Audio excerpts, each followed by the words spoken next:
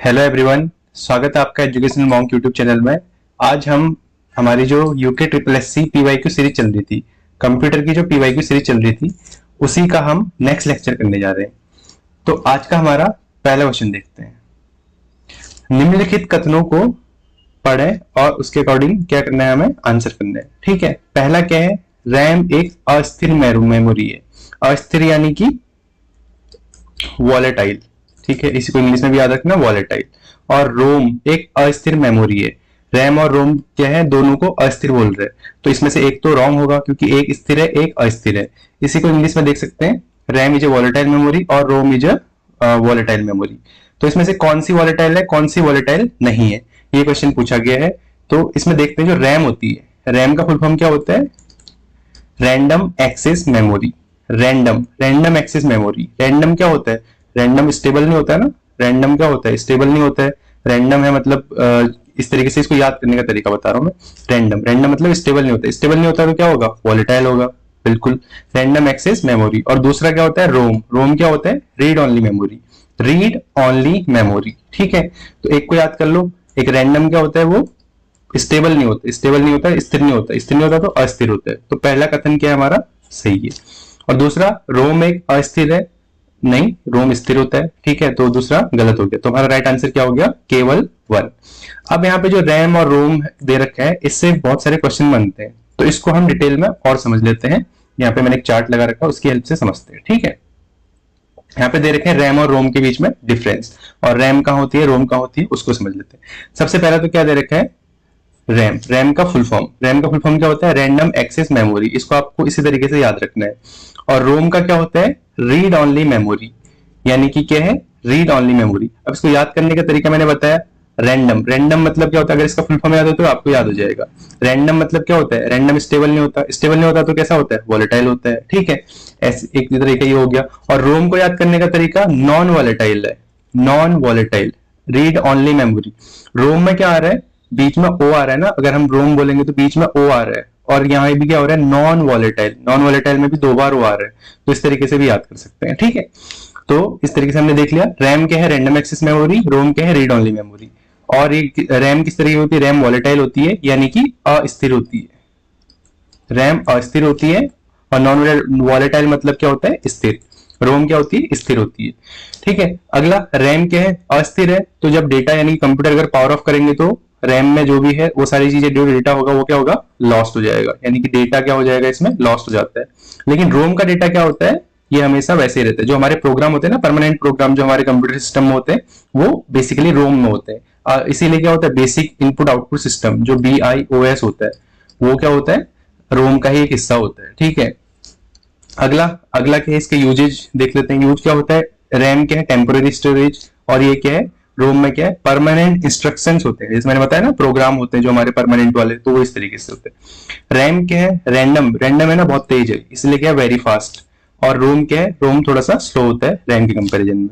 RAM को हम change कर सकते हैं, जैसे क्या होता है, कभी कभी सिस्टम में हमारी रैम कम पड़ जाती है, डेटा काफी ज्यादा हो जाता है, तो हम क्या करते हैं, रैम को इंक्रीज कर लेते हैं। ठीक, तो रैम को क्या कर सकते हैं हम, कैन बी चेंज, इसको हम चेंज कर सकते हैं, लेकिन रोम को चेंज नहीं कर सकते इजीली। ठीक है, अगला है रैम का क्या है, स्टोरेज कैपेसिटी। रैम क्या होती है, 4 GB, 6 GB, 8 GB, 16 GB, जिस तरीके से आती है ना, इसकी स्टोरेज कैपेसिटी बढ़ा जा सकती है। तो ये क्या होती है, स्टोरेज कैपेसिटी हाई होती है। और रोम की क्या होती है, इसमें कुछ फिक्स प्रोग्राम होते हैं जो कंप्यूटर के बेसिक होते हैं, तो इसकी क्या होती है, जो स्टोरेज कैपेसिटी होती है वो कम होती है, लो होती है। रैम क्या होती है, एक्सपेंसिव होती है, थोड़ा महंगा होता है। जैसे जैसे रैम बढ़ाते जाएंगे क्या होगा, उसका प्राइस बढ़ता जाता है। ठीक है, और रोम क्या होती है, एक बार जो कंप्यूटर सिस्टम में इंस्टॉल होगी तो इंस्टॉल हो गई। ठीक है, तो ये क्या होती है, चीपर होती है, कंप्यूटर के हार्डवेयर के साथ ही परमानेंटली बने रहती है, तो ये चीपर हो गया।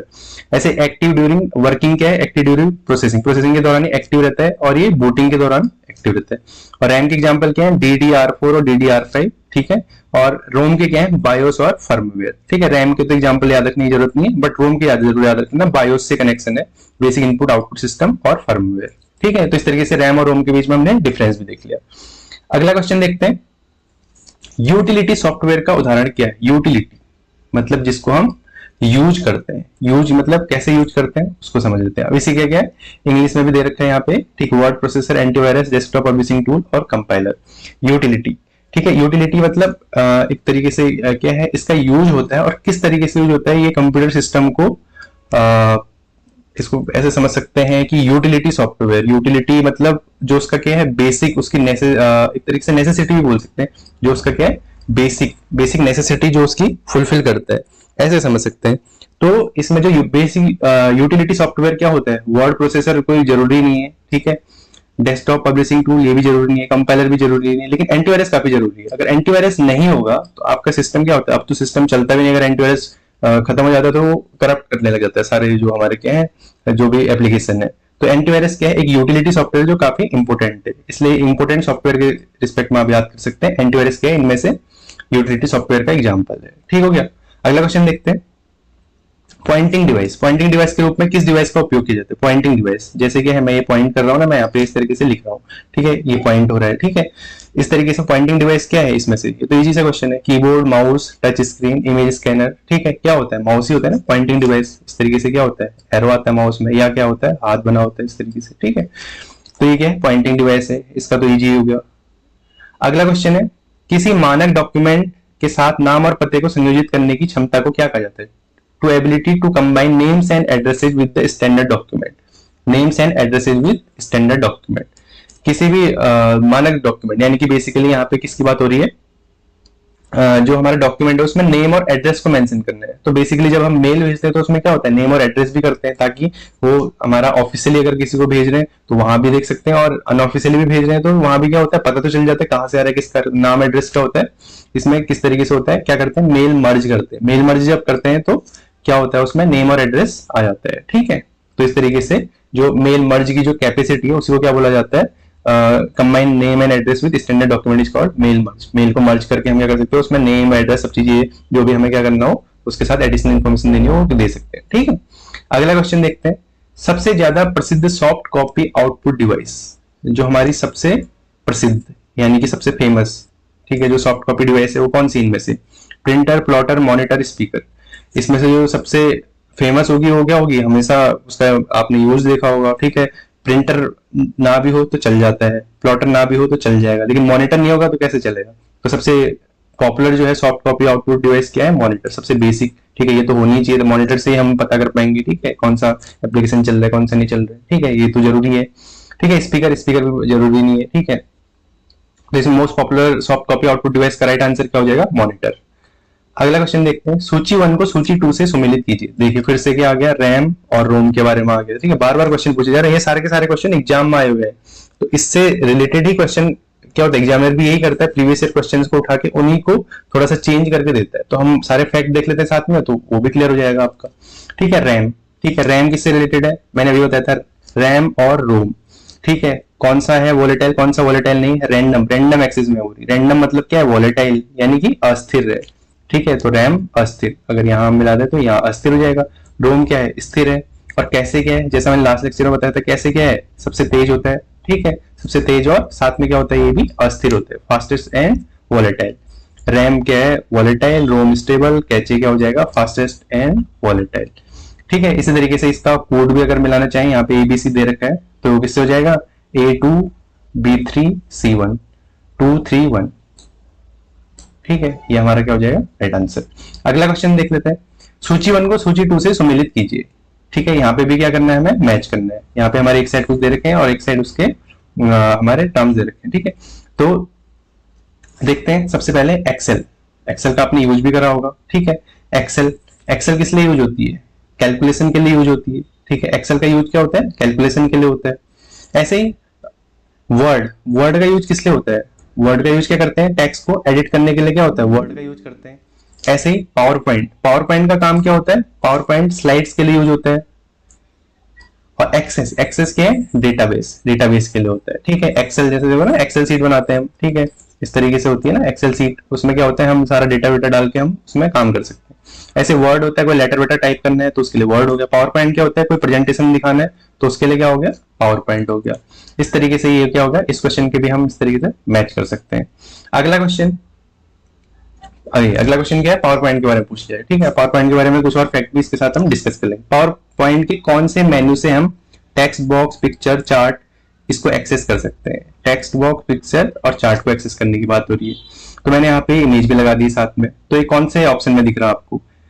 टेक्स्ट बॉक्स, ये पिक्चर, चार्ट, ठीक है, ये पिक्चर हो गया, ठीक है। इसी तरीके से चार्ट भी जाता है और टेक्स्ट बॉक्स भी यहाँ के है, हम टेक्स्ट बॉक्स भी निकाल सकते हैं, ठीक है।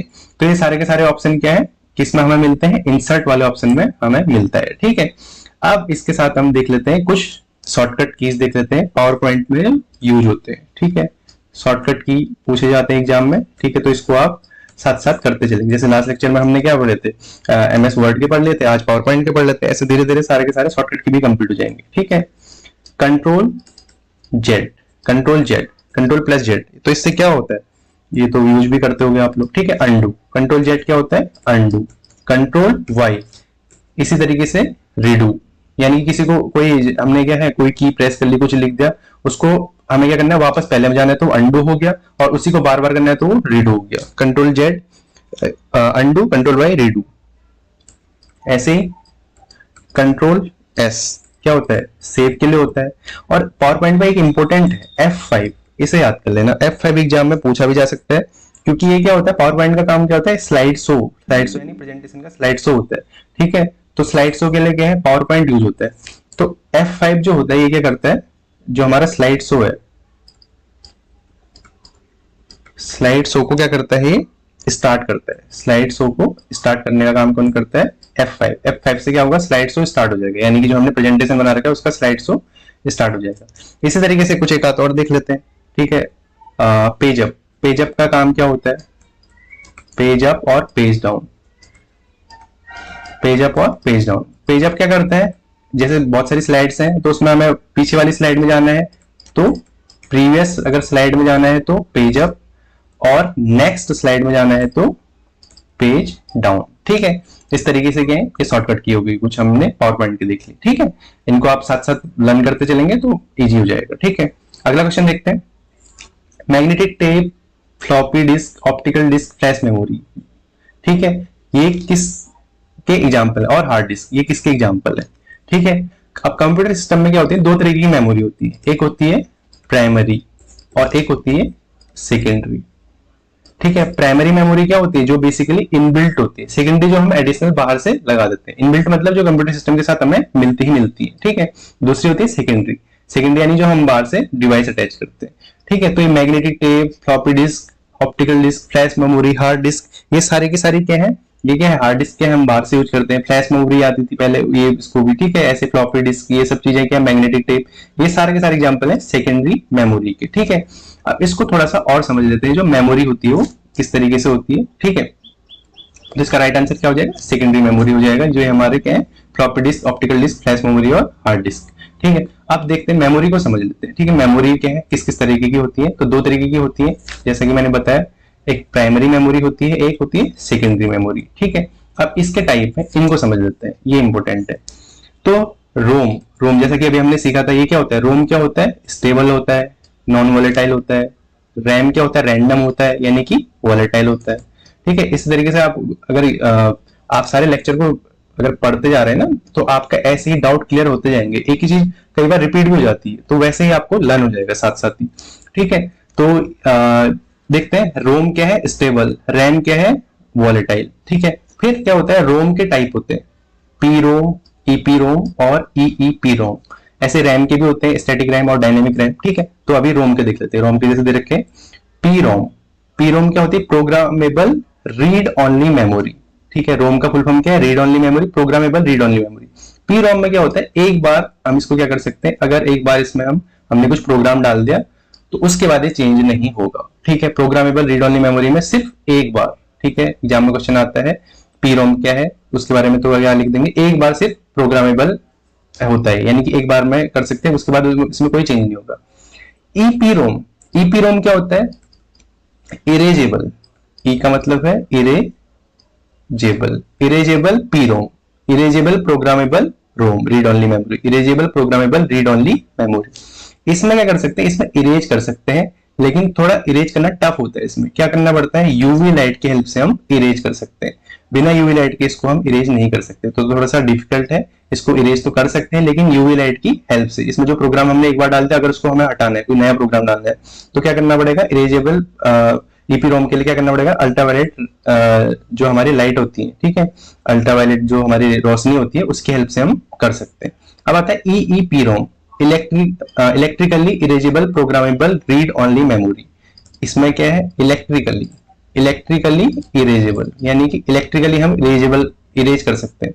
तो इसको हम जितनी बार चाहें बार बार, ठीक है, अगर बार बार हमें क्या करना है, कोई प्रोग्राम डालना है फिर दोबारा से उसको चेंज करना है तो हम आराम से कर सकते हैं। तो ईईपीरोम क्या है, सबसे ज्यादा हम क्या कर सकते हैं, इसमें चेंजेस कर सकते हैं। ईपीरोम में चेंजेस कर सकते हैं लेकिन थोड़ा डिफिकल्टी के साथ। पीरोम में सिर्फ एक बार चेंज होता है, उसके बाद इसमें कोई चेंज नहीं होता है। तो इस तरीके से हमने रोम के एग्जाम्पल देख ली। ऐसे रैम के एग्जाम्पल क्या होते हैं, स्टैटिक रैम और डायनेमिक रैम, ठीक है। अब ऐसे ही सेकेंडरी मेमोरी जो हमसे क्वेश्चन में पूछा गया है, सेकेंडरी मेमोरी की एग्जांपल क्या है, एसडीडी। एसडीडी का फुल फॉर्म आ सकता है hard disk drive. Hard disk जैसे आपने सुना होगा ना, कंप्यूटर की हार्ड डिस्क होती है, हार्ड डिस्क ड्राइव। ऐसे ही एफडीडी, एफडीडी का फुल फॉर्म क्या होता है, फ्लॉपी डिस्क ड्राइव।